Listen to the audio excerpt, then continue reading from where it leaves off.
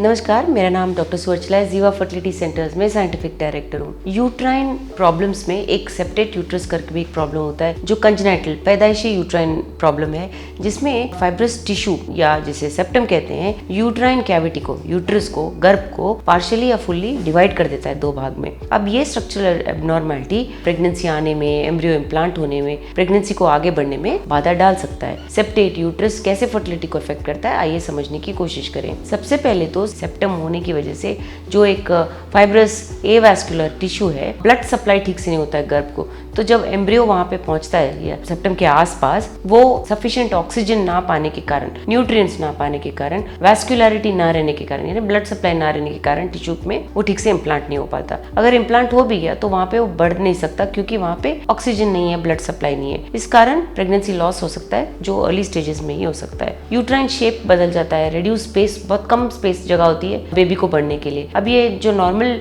Pear shaped uterus होता है वो ये छोटे कंपार्टमेंट्स की वजह से दो भाग में बढ़ गया है, तो इसकी वजह से एम्ब्रियो ठीक से डेवलप नहीं हो पाता, मिसकैरेजेस होने के भी रिस्क होते हैं। यही नहीं, रिकरेंट प्रेगनेंसी लॉस का भी रिस्क होता है सेप्टेट यूट्रस होने पे, और ज्यादा रेट होता है उन महिलाओं में जिनमें सेप्टेट यूट्रस है क्योंकि नॉर्मल शेप होता नहीं है। मिसकैरेज इसलिए होता है क्योंकि एम्ब्रियो जो इम्प्लांट हो जाता है सक्सेसफुली, वो ठीक से सपोर्ट नहीं पा पाता एंडोमेट्रियम से, इसलिए वो टिक नहीं पाता। स्टडीज ये भी कह रहे हैं कि जिन महिलाओं में अनएक्सप्लेन्ड रिकरेंट प्रेगनेंसी लॉस हुआ है उनमें अनडायग्नोज सेप्टेट यूट्रस भी हो सकता है, यानी कि पता नहीं लगता उनको कि सेप्टेट यूट्रस है। जब बाद में डायग्नोज किया जाता है स्कैन द्वारा, हिस्ट्रोस्कोपी द्वारा, तब देखा जाता है कि सेप्टम है, और ये सेप्टम बाधा डाल रहा है प्रेगनेंसी में। एम्ब्रियो इम्प्लांटेशन और हार्मोनल रिसेप्टिविटी पे भी इसका असर पड़ सकता है। अब नॉर्मल शेप रहने की वजह से, एंडोमेट्रियल सरफेस एरिया कम रहने की वजह से सेप्टेट यूट्रस के कारण यूट्राइन लाइनिंग में रिसेप्टिविटी ठीक नहीं हो सकता, क्योंकि एम्ब्रियो फर्टिलाइज भी अगर हो गया तो वो इम्प्लांट नहीं हो पाता एंडोमेट्रियम पर। हार्मोनल सिग्नलिंग भी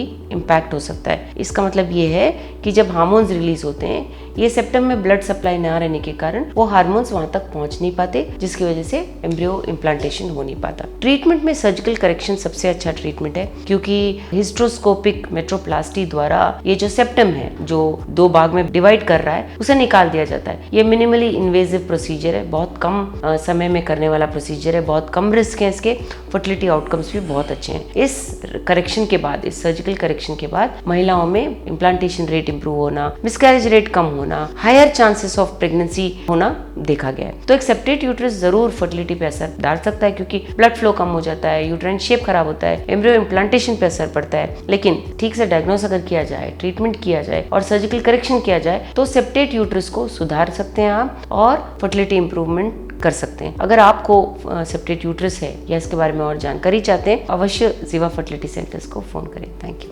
हमने इस वीडियो को बनाने में बहुत मेहनत की है, जरूर हमें सब्सक्राइब और लाइक कीजिए। Thank you.